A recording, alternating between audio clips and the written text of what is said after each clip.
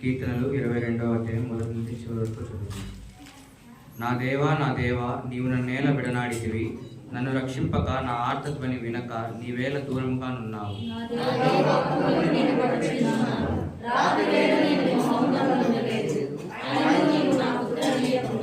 నీవు ఇశ్రాయేలు చేయు స్తోత్రముల మీద ఆసీనుడవై ఉన్నావు.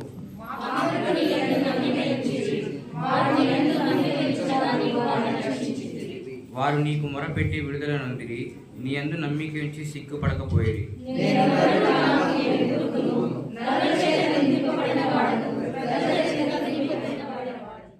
నమ్మదైన దేవా యెహోవా, ఈ అమూల్యమైన సమయాన్ని బట్టి, ఈ విశ్రాంతి దినమును మమ్మల్ని అందరినీ ఈ రీతిగా చేర్చిన విధానాన్ని బట్టి మీ పాదములకు స్తోత్రములు తండ్రి.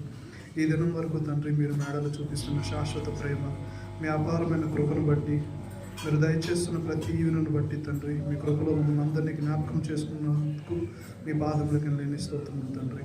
ఇదిగో తండ్రి, వాక్య సమయంలో మేము వచ్చి ఉండగా తండ్రి, దయచేసి తండ్రి మీ అమూల్యమైన మాటలను మా జీవితాలకు మీరు అందజేయండి తండ్రి. దేవునికి మహిమ కలుగునుగాక. ఇప్పుడు వచ్చిన అందరికీ నా హృదయపూర్వకమైన ధన్యవాదాలు తెలియజేస్తున్నాను. దేవుని యొక్క మహాకృపను పెట్టి వాతావరణం అనుకూలించకపోయినా ఆయన సంకల్పము చొప్పున అనుకూలమైనటువంటి మనమందరము కూడా దేవుని తరపు స్తుతించి గణపరిచి మహిమపరచడానికి దేవుడు మన కొరకు దయచేశాడు. அதை బట్టి దేవునికి గట్టిగా ఒకసారి స్తోత్రం చెప్దాం. హల్లెలూయా, హల్లెలూయా. ఈ రోజున ఉదయ కాలంలో ఎంతమంది ప్రార్థన చేశారు? కొన్ని చేతులు చేయలేదు. ఎంతమంది ప్రార్థన చేసేది? హల్లెలూయా, హల్లెలూయా. ప్రార్థన క్రైస్తవునికి ఎటువంటి ఊపిరి లాంటిది. ఊపిరి ఉంటేనే ఏమనేంటి లెక్క ప్రార్థన. ఊపిరి పోయిందంటే చెప్పాలి. ఊపిరి పోతే అది తీసుకుని పడేస్తారు.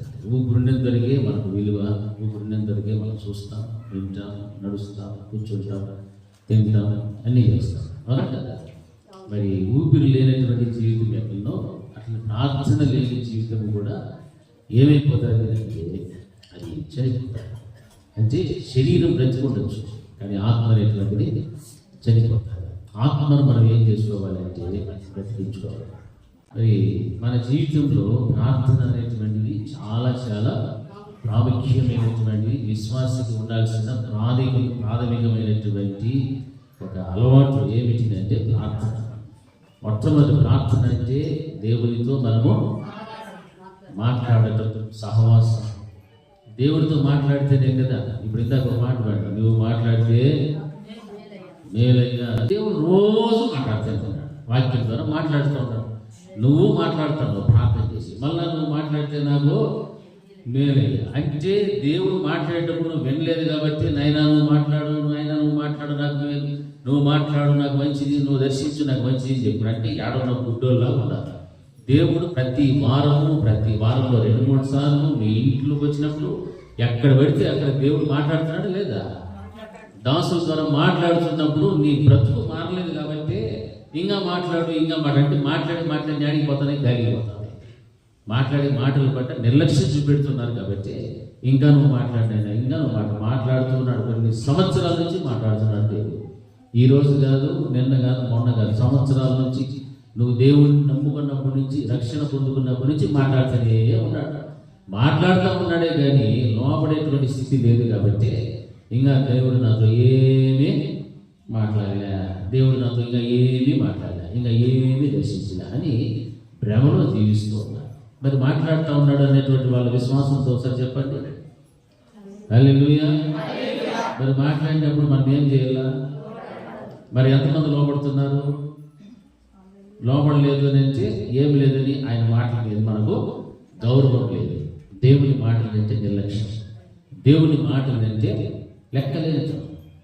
అంటే మనుషులు ఈరోజు ఎవరు చూస్తున్నారంటే ఇక్కడ నిలబడి మాట్లాడే దేవుడు కాదు, ఎవరు మాట్లాడుతున్నాడు? మనిషి మాట్లాడుతున్నాడని మనిషి చూస్తున్నారు తప్ప మనిషి ద్వారా దేవుడు మాట్లాడే మాటలు మాత్రము చూడటంలే. నువ్వు ఎప్పుడైతే ఈ స్థలంలో నిలబడిన మనిషిని కాకుండా దేవుడిని నీవు ఆలోచనలో పెట్టుకొని ఈ మాటలు ఈ వాక్యము ఇది నాకే అని నువ్వు ఎప్పుడైతే అనుకుంటావో అప్పుడు నీ హృదయంలో స్పందన అనేది బయటకు వస్తాయి. నీ హృదయ స్పందన ఎప్పుడైతే బయటికి రాదో నువ్వు ఎవరిని చూస్తున్నావు? మనిషినే చూస్తావు. సపోజ్ నేనే ఉన్నా నీకు మాట్లాడుతూ ఉన్నాను, ఇప్పుడు నా మీద ఎవరికైనా ఇష్టం లేదు అనుకోండి, నా మీద అసూయ ఉంటాయి, కక్ష ఉంటాయి, ఈర్ష్య ఉంటాయి, అప్పుడు ఎవరిని చూస్తారు? నన్నే చూస్తారు తప్ప నా ద్వారా దేవుడు మాట్లాడే ఏ మాట కూడా నీ చెవులకి పోతుందా? పోదు. హల్లెలూయా, హల్లెలూయా. గట్టిగా 2 పేర్లు చెప్తే మంచిది. హల్లెలూయా, హల్లెలూయా. ప్రియమైనటువంటి దేవుని బిడ్డలారా, ఈ విషయాలు ఎందుకు చెప్తున్నానంటే ప్రార్థన అనేటువంటిది చాలా ప్రాముఖ్యమైనది. ప్రార్థన అంటే దేవుడితో నువ్వు మాట్లాడేది. నీవైతే మాట్లాడటానికి దేవుడు నీకు అధికారం ఇచ్చినాడు, స్వేచ్ఛను ఇచ్చినాడు, స్వతంత్రతని అన్నీ ఇచ్చినాడు కదా. మరి అన్నీ ఇచ్చినప్పుడు నువ్వు దేవుడితో మాట్లాడుతున్నావు. ప్రభువా నాతో మాట్లాడు అని నువ్వు మాట్లాడుతున్నప్పుడు ఆయన మనతో మాట్లాడడము అని అంటే దేవుని యొక్క పరిశుద్ధ గ్రంథము ద్వారా, ఆయన మాటల ద్వారా, ఆయన వాక్కు ద్వారా మనతో మాట్లాడుతూ ఉన్నాడు. మాట్లాడుతూ ఉన్నప్పుడు మనం ఆ మాటలకు ఏం చూపెట్టాలంటే విధేయత చూపెట్టాలి. లోబడేటువంటి గుణం మనకు ఉండాలి. కుటుంబ వ్యవస్థ మొదలుకొని సంఘ వ్యవస్థ వరకు కూడా నీకు లోబడేటువంటి గుణం నీలో ఉంటే అప్పుడు దేవుడు నీతో మాట్లాడే ప్రతి మాట కూడా నీవేం ఆశిస్తున్నా, ఈ మాటలు నాకే, ఈ మాటలు నాకే, నా కుటుంబానికి, నా సంఘానికి అని నీవు అనుకుంటావు. అంతేకాని దేవుడు నిన్ను హెచ్చరించినప్పుడు ఈ హెచ్చరికలు నాకు కాదు, ప్రేమగా మాట్లాడితేనే నాకు, దీవెనకరమైన మాటలే నాకు, ఆశీర్వాదకరమైన మాటలే నాకు, అవి ఇదేనే నాకు కావాలి, వాటి మీదనే మనం దృష్టి పెట్టుకొని ఉంటే మనం ఎప్పుడు సరిచేయబడాలి? ఎలా సరిచేయబడాలి అంటే దేవుడి యొక్క వాక్యము ద్వారా సరిచేయబడాలి తప్ప మరొక మార్గము లేదు. హల్లెలూయా. 2 చేతులు హల్లెలూయా, హల్లెలూయా. అటువంటిప్పుడు ప్రభువా నాతో మాట్లాడినా అంటున్నావు, కానీ నువ్వు మాట్లాడితే నేను లోబడతాను అనే స్థాయికి నువ్వు వస్తేనే ప్రభువు వారు నీతో మాట్లాడతాడు. నువ్వు మాట్లాడడానికి నీ హృదయాన్ని నువ్వు దేవుడి వాక్యం వైపు తిప్పాలి. నీ కనుదృష్టి దేవుడి వైపు ఉండాలి. ఆ కార్యాలు జరిగితేనే దేవుడు మాట్లాడే ప్రతి మాట కూడా నీ హృదయ అంతరంగంలో ఏమై ఉంటాయి? దాగి ఉంటాయి. హల్లెలూయా. ప్రార్థన చేసేటప్పుడు నాయన నువ్వు మాట్లాడితే నేనేమవుతాను? ఏమవుతాము? అందరూ గట్టిగా ఏమవుతాము? ఏమవ్వాలి? లోబడకపోతే దేవుడు నీతో మాట్లాడు. నువ్వు పిలిచినా రాడు, నువ్వు ఏడ్చి కొట్టుకున్నా రాడు, మూలికి తెచ్చినా రాడు. ప్రార్థన చేస్తావు. చాలా మంది ఏడ్చి ప్రార్థన చేస్తారు, కానీ ప్రార్థన అయిపోయిన వెంటనే వారి పరిస్థితి మరో రకంగా ఉంటుంది తెలుసా? ప్రార్థనలో అది ఎట్లా వచ్చేస్తుందో ఏడుపు లేదు, ఆటోమేటిక్గా అనేసి చూడండి ఓయమ్మ ఇదేంటండి అనేసి ప్రార్థన అయిపోయిన సూచనలో వాళ్ళ అవసరాంతరం బయటకు వస్తుంది. అంటే చేసిన ప్రార్థనకి ప్రవర్తనకి ఏమైనా పొంతన ఉండాలో వద్దా? మరి ఆ పొంతన లేదంటే అలాగే ఏడ్చి ప్రార్థన చేసి నీకు అలవాటైంది తప్ప అది హృదయపూర్వకంగా విరిగి నలిగినటువంటి హృదయముతో నీవు చేసిన ప్రార్థన కాదు. హల్లెలూయా, హల్లెలూయా. విరిగి నలిగినటువంటి మనసే దేవునికి ఇష్టమైన బలి అని వాక్యం సూచిస్తారు. మరి ప్రార్థన చేసినప్పుడు ఏడుపు వచ్చేస్తుందండి. ఎందుకు ఏడుస్తామో తెలియదు, ఎందుకు ప్రార్థన చేస్తలేదు, ఆమె నచ్చినట్టు మళ్ళీ నార్మల్గా ఉంటాం. అది అట్లా కొనసాగలో ఉందా ఆ ఫీలింగ్? మరి కొనసాగలేదు. నేను కొంతమందిని చూస్తాను సార్, వాటి వండర్ఫుల్ యాక్టర్స్ అనుకుంటుంది. ఎందుకు మోకాలు వేస్తే ఆటోమేటిక్గా కన్నీళ్ళు వచ్చేస్తాయి. మోకాలు దీంతంటే నార్మల్గా ఆటోమేటిక్గా వాళ్ళ భాష వేరు, వాళ్ళ ప్రవర్తన వేరు, రీతి వేరు, సూపు వేరు, అన్నీ బాగుంటాయి. ఏం కారణం అని అంటే పైకి భక్తి పరులము అని అనిపించుకోవడం కోసం అలవాటుగా చేసేటువంటి కన్నీటి ప్రార్థన. దానివల్ల నీకైనా వినే వాళ్ళకైనా ఏమాత్రం కూడా ప్రయోజనకరమో కాదు. హల్లెలూయా, హల్లెలూయా. దేవుడిని స్తుతించేటప్పుడు కూడా నీ హృదయంలో కలిగేటువంటి భావన, నీ దేవుని నీవు ఎలా ఆరాధించాలో పుట్టేటువంటి ఆ హృదయ స్పందనతో నీ దేవుడిని ఏం చేయాలా? ఆరాధన చేయాలి. అంతేగాని ఏందో చేయాలి అని చేసేసేది కాదు. ఏందో చేయాలి స్తోత్రం అనేసి ఓబిసిడి జట్టు వరకు చెప్పేసి అమ్మయ్య అయిపోయింది ఆరాధన. అది కూడా పనికిరాని నీ హృదయంలో నుండి వచ్చేటువంటి స్పందన కాదు దేవునికి. నీ దేవుని నువ్వు ఏ స్థాయిలో పెట్టుకున్నావు, ఏ స్థానం నీ దేవునికి ఇస్తున్నావో ఆ స్థానాన్ని నువ్వు జ్ఞాపకం తెచ్చుకుంటూ నువ్వు ఎక్కడున్నావో నీ స్థానాన్ని జ్ఞాపకం పెట్టుకొని దేవుణ్ణి నువ్వు ఎలా ఆరాధిస్తావో, ఎంత గణపరుస్తావో, ఎట్లా మహిమపరుస్తావో దానిని బట్టి నువ్వు దేవునికి ఏం చేయాలా? స్తుతియాగం అర్పించాలి. హల్లెలూయా, హల్లెలూయా. అలా చెయ్యి. వర్షిప్ ముందరుండే వాళ్ళే కాదు, అందరూ సంఘం అంతా చెప్తాను వేస్తే ముందరుండే వాళ్ళు మైకులు ఎత్తుకుంటే వెనకాల వాళ్ళు మైకులు కూడా వస్తాయి. అయితే మీ స్వరాలు రావు, మైకుల్లో ఎవరో చెప్పుకుంటారు. ప్రతి ఒక్కరు కూడా దేవుని ఏం చేయాలి? స్తుతించాలి. మన బాధ్యత ఏం పెట్టాడు దేవుడు? మనం ఆయన ఏం చేయాలా? స్తుతించాలి, మహిమపరచాలి, ఘనపరచాలి, ఆరాధించాలి. ఇవన్నీ కూడా ఎవరో ముందున్న వాళ్ళు చేసుకుంటే చాలా అనుకోవద్దండి. అందరూ కూడా స్తుతించాలి, అందరూ చప్పట్లు కొడుతూ పాటలు పాడాలి, చక్కగా అందరూ దేవుని వాక్యాన్ని వినాలి, అందరూ దేవుని వాక్యానికి లోపడాలి, వాక్యానుసారంగా అందరూ కూడా బ్రతకాలి. అదే సంఘానికి దేవుడు ఇచ్చినటువంటి నియమ నిబంధనలు అన్నీ కూడా పాటించాల్సిందే. అంతే తప్ప ఒకరు పాటించి మరొకరు వంతులు వేసుకొని పోతే వంతుల ప్రకారంగానే పరలోకానికి పోతారు తప్ప సంఘం ఎత్తబడదు. హల్లెలూయా, హల్లెలూయా, హల్లెలూయా. వాక్యం కనిపిస్తారు. ప్రభువా, మనం ప్రార్థన చేసేటప్పుడు నేను మాట్లాడేటప్పుడు నువ్వు వింటున్నావు నాయనా, మరి నీవు మాట్లాడేటప్పుడు కూడా నేను వినాలి నీ మాటలకు లోపడి జీవిస్తా. నువ్వు ఏం మాట్లాడతావో మాట్లాడతావా, నేను వింటా, దాని ప్రకారంగా జీవిస్తాను.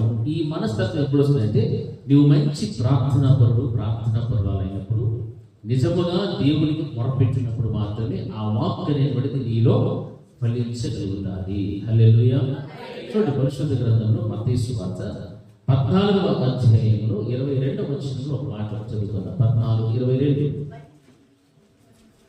వెంటనే ఆ జన సమూహములను తాను పంపివేయునంతలో తన శిష్యులు దోణి ఎక్కి తనకంటే ముందుగా అద్దరికి వెళ్ళవలెనని ఆయన వారిని అందరూ చెప్పాలి, వారిని బాగా చెప్పాలి. ఈ మాట ఏం చేశాడు? బలవంతం చేశాడు. అంటే తొందర పెట్టేశాడు యేసు ప్రభువు. ఎందుకు తొందర పెట్టాడు యేసుక్రీస్తు ప్రభువు వారు అని మనం గమనిస్తున్నప్పుడు ఆ జన సమూహములందరినీ కూడా పంపించారు. అంటే యేసుక్రీస్తు ప్రభువు వారు ఆయనతో పాటు వెంబడించేటువంటి వారు వేలాది మంది. ఆయన ఏ అద్భుతాలు చేస్తాడో, ఏ సూచక్రియలు చేస్తాడో, ఆహారం పెడతాడో, ఆయన మాటలు వినడానికి, సువార్తను బోధన అంగీకరించడానికి, ఆయనను వెంబడించడానికి చాలా మంది గుంపులుగా సమూహాలుగా వచ్చారు. వారందరినీ కూడా పంపివేసిన తర్వాత శిష్యులు కూడా ఏం చేస్తున్నాడు దేవుడు అంటే ఆ స్థలంలో నుండి మరొక స్థలానికి వెళ్ళిపోమంటున్నాడు, తొందర పెడుతున్నాడు, బలవంతము చేస్తూ ఉన్నాడు. ఆ వచ్చినటువంటి ప్రజలైతే వారు కలిగిన వాటిని విడిచిపెట్టి వచ్చి కొంతసేపు ఉండి మళ్ళా వారు కలిగిన వాటి దగ్గరికి వెళ్ళిపోతున్నారు. అంటే వారి గృహాలకు వెళ్తున్నారు. కానీ శిష్యులు ఎటువంటి వారు అంటే వారు వలలు చేత పట్టుకొని చేపలు పట్టుకునేటువంటి వాళ్ళు. వారి సమస్తమును విడిచిపెట్టి యేసయ్యను వెంబడిస్తూ ఉన్నప్పుడు యేసుక్రీస్తు తనతో పాటు వారిని కూడా పెట్టుకొని ఉన్నారు. కానీ యేసుక్రీస్తు ప్రభువు వారు చేసిన పని ఏమిటి అంటే ఆ జన సమూహం అంతా కూడా వెళ్ళిపోయారు. కానీ ఆయన చేసిన కార్యం ఏంటంటే ఆ శిష్యులు కూడా బలవంతము చేసి మీరు త్వరగా అక్కడికి వెళ్ళిపోవాలి అని సముద్ర ప్రయాణాన్ని గడుతూ ఉన్నాడు. హల్లెలూయా, హల్లెలూయా, హల్లెలూయా. ఎందుకు ఈ విధమైనటువంటి కార్యము దేవుడు చేశాడంటే యేసుక్రీస్తు ప్రభువు వారు భూమి మీద జీవించిన కాలము 33.5 సంవత్సరం. 33.5 సంవత్సరంలో 30 సంవత్సరములు ఎవరి దగ్గర ఉన్నారు? తల్లిదండ్రుల దగ్గర ఉండి ఏం పని చేసినాడు? వడ్రంగి పని చేస్తూ ఉండేటువంటి వారు యేసయ్య. ఆ మిగిలిన 3.5 సంవత్సర కాలంలో ఆయన చేసిన పని ఏంటంటే దేవుని యొక్క సువార్తను ప్రకటించే పని చేశాడు. ఆయన అప్పుడు పగలంతా కూడా తల్లిదండ్రుల మధ్య ప్రార్థన పని చేస్తూ ఉన్నాడు. రాత్రి పూట ఏం చేసేవాడు? ప్రార్థన చేసేవాడు. 3.5 సంవత్సర కాలంలో దేవుని రాజ్య సువార్తను విస్తరింపజేసేటువంటి పనిలో ప్రారంభమైనప్పుడు కూడా పగలంతా కూడా సువార్తను ప్రకటించాడు. రాత్రికాల సమయంలో ప్రార్థన చేయడానికి ఎక్కడికి వెళ్ళిపోయేవాడు? కొండల మీదకి వెళ్ళిపోయే అనుభవము యేసుక్రీస్తు ప్రభువు వారికి ఉంది. హల్లెలూయా, హల్లెలూయా, హల్లెలూయా. ఆ కొండల మీదకి వెళ్ళి ప్రార్థన చేస్తూ ఉండేటువంటి అనుభవం ఆయనలో ఉంది కాబట్టి ఆయనను వెంబడించిన జన సమూహములనైనా సమస్తమును విడిచిపెట్టి ఆయననే వెంబడిస్తున్నటువంటి శిష్యులనైనా కూడా సరే ఆయన ఏం చేస్తున్నాడంటే ఆయన బలవంతము చేసి వారిని వెళ్ళిపోమని చెప్తూ ఉన్నాడు. ఎందుకంటే రాత్రికాల సమయం అయింది, ఇప్పుడు ఈయన ఎక్కడికి వెళ్ళాలా? హల్లెలూయా. వారు ఉంటే ప్రార్థన చేయడానికి ఆటంకం, ప్రార్థన చేయడానికి అభ్యంతరాలు. ఎందుకు అని మనం ఆలోచన చేస్తే, దేవుడు తన తండ్రితో మాట్లాడే సమయము ఇక ఎవరికి కూడా ఇవ్వడు. ఆ సమయమును ఖచ్చితంగా కేటాయించుకుంటే ఆ సమయంలో దేవునితో మాట్లాడేటువంటిది ఎన్నో విషయాలు దేవుడికి చెప్పుకుంటున్నాడు. ఎంతో మంది కోసం ప్రార్థన విజ్ఞాపన చేస్తున్నటువంటి అనుభవము యేసుక్రీస్తు ప్రభుల వారిలో మనం గమనిస్తున్నాం. అందుకే ఆయన ప్రార్థనకు అభ్యంతరము కలగకుండా నిమిత్తము ఆయన శిష్యులను కూడా ఏం చేశాడంటే, అతనికి మీరు వెళ్ళవల్లని ఆయన వారిని బలవంతము చేశాను. హల్లెలూయా, హల్లెలూయా, హల్లెలూయా. ఈ రోజున నీవు ప్రార్థన కొరకు ఎవరిని అటువంటి విధంగా బలవంతం చేసి వదిలేస్తావు? ఏం వదిలేస్తావు? ఏమైనా వదిలేసినటువంటి దాఖలాలు ఉన్నాయా మన జీవితంలో? ప్రార్థన కొరకు ఏమైనా వదిలేసినామా? దేవుని కోసం ఏమైనా వదిలేసినామా? శిష్యులు ఏం వదిలేసినారు? తమ సమస్తమును కూడా, తమ వృత్తిని కూడా విడిచిపెట్టి ఎవరిని వెంబడించడానికి వచ్చారు? యేసుని వెంబడించి. యేసు ప్రభువు వారు ఏం చేశారు? శిష్యులను సైతం కూడా, అటువంటి ఆ శిష్యులు కూడా దేవుడు ఏం చేశారంటే ఆయన వదిలేయడానికి ఇష్టపడు. అంటే వదిలేయడం అంటే వదిలేయడం కాదు, బలవంతము చేసి ఆయన అభ్యంతరము కలగకుండానట్లుగా, ప్రార్థనలకు అభ్యంతరము కలగకుండా ఆయన ప్రార్థించడానికి ఇష్టపడినటువంటి దేవుడు. ఈ రోజు విశ్వాస జీవితంలో ప్రార్థన అన్న వెంటనే ఏమొస్తుంది? మొట్టమొదట ఆకలి ఇస్తుంది, రెండు నిద్ర వస్తుంది, మళ్ళా పనులు ఉంటాయి, రోగం అవుతుంది, అన్నీ ఉంటాయి. ప్రార్థన అంటే అన్ని వచ్చాడు కనిపిస్తుంది కదే కళ్ళు ముందు అట్లే. హల్లెలూయా. ప్రార్థన అంటే ఆషామాషిగా, ప్రార్థన అంటే ఎవరితో మాట్లాడుతున్నావు? దేవుడితో నువ్వు మాట్లాడి, ఆ దేవుడితో మాట్లాడే అనుభవం నువ్వు పోగొట్టుకుంటున్నావంటే ఎవరిని నువ్వు బలవంతం చేయడం లేదు, ఏమీ కూడా నీవు వదలటం లేదు. పనులు ఉంటే పనులు పక్కన పెట్టుకుంటావు, నిద్ర వస్తే నిద్రపోతావు, ఆ తర్వాత రోగం వస్తే రోగం కోసం పరిగెత్తావు, ఇంకా ఆకలి వేసి తింటావు, అన్నీ చేస్తావు. కానీ ప్రార్థన మాత్రం ఏం చేస్తావు? నీ జీవితంలో స్కిప్ చేసుకుంటూ వెళ్ళిపోతావు. పర్వాలేదు, రేపు చూసుకుంటాం.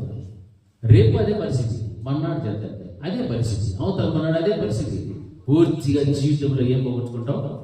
ప్రార్థనే ఉన్నదంటే సచ్చిన శవంతో సమానం అయిపోతాం. హల్లెలూయా. మనిషి బ్రతుకుతా ఉంటాం, తిరుగుతూ ఉంటాం, వస్తూ ఉంటాం, పోతా ఉంటాం, వస్తూ ఉంటాం, పోతాం. లోపల ఆత్మ ఏమైంది? చచ్చిపోయింది. హల్లెలూయా.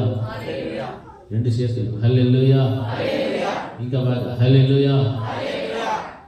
నీ దేవునితో మాట్లాడడానికి నీకు ఇష్టం లేకపోతే నీవు నీ దేవునికి ఏమున్నట్టు? వైరం ఉన్నట్టు, శత్రుత్వము. హల్లెలూయా. మరి ఇక్కడ వాక్య భాగంలో మనం గమనిస్తే, నువ్వు దేవునితో మాట్లాడకపోతే ఏమైపోతావు? దేవునికి శత్రువు అయిపోతావు. దేవునికి శత్రువు ఎవరు? వాడే. అంటే వాని జతలేకపోయినావు అని అర్థం. హల్లెలూయా. సాతానునికి సంబంధించిన వ్యక్తిగా నీవు మారిపోయావు. ముందున్న ప్రార్థన లేదు, భక్తి లేదు, భయం లేదు, ఏమీ లేదు. అవన్నీ పోగొట్టుకోవడం ఎవరికి జతపని వాడికి వెళ్ళిపోయావు? సాతానునికి జతపని వాడికి వెళ్ళిపోయావు. దేవుని కాడి కింద బ్రతకాల్సిన నీవు, దేవుని దీవెన ఆశీర్వాదం సంపాదించుకోవాల్సిన నీవు, దేవునితో మాట్లాడాల్సిన నీవు, ఆయన మాట్లాడితే లోపడాల్సినటువంటి నీవు, ఈ రోజున ఆ స్థితి నీలో లేకునంటే సాతానుడు నేనేం చేశాడు? పట్టుకున్నాడు. హల్లెలూయా, హల్లెలూయా. సాతాను పట్టేస్తున్నాడు, వాడు బంధిస్తూ ఉన్నాడు, ఒక్కొక్క కట్టు వేస్తూ ఉన్నాడు. ఆ కట్లలో నుంచి నువ్వు బయటికి రావాలంటే నిన్ను ఎవరు విడిపించేది? దేవుడు ఒక్కడే. హల్లెలూయా, హల్లెలూయా. సాతానుడు పూర్తిగా ఆవరించాడంటే పూర్తిగా దేవుని మీద భయము, భక్తి, విశ్వాసము, నమ్మకము ఏమీ ఉండదు. తల్లిదండ్రులు కూడా పక్కన పెట్టేస్తారు, భార్యను పక్కన పెడతారు, భర్తను పక్కన పెడతారు, అన్నింటినీ పక్కన పెట్టి వాడు ఏం చెప్తే అది చేసుకుంటూ పోతుంటారు తప్ప ఇక ఏ మాత్రం సంతోషం అనేది ఉండదు, బ్రతుకులో సమాధానం ఉండదు, నెమ్మది ఉండదు. ఏ విధమైనటువంటి మంచి కార్యాలు, మంచి సత్క్రియలు ఎక్కడ కూడా కనపడదు. కారణం ఏంటంటే ఆత్మ ఏమైపోయారు? చచ్చిపోయింది. చచ్చింది ఆత్మ. దానికి మళ్ళా నువ్వేం పోయాలా? జీవం పోయాలి. హల్లెలూయా. జీవం పోయాలి అంటే నీలో దేవుని యొక్క వాక్యము, అది నీ వాక్యాన్ని వింటి ఆ వాక్య ప్రకారంగా లోబడితేనే నీ అంతరంగ పురుషుడు మళ్ళా ఏం సంపాదించుకుంటాడు? బలము సంపాదించుకోగలుగుతాడు. హల్లెలూయా. గట్టిగా హల్లెలూయా, హల్లెలూయా. బలము సంపాదించుకోవడం కోసం మళ్ళా దేవుని దగ్గర ఏం చేయాలి? నువ్వు పశ్చాత్తాపడాలి. మొదట ప్రార్థన చేస్తే సరిపోదు, పశ్చాత్తాపం ఏడ్చుకో, పశ్చాత్తాపడు.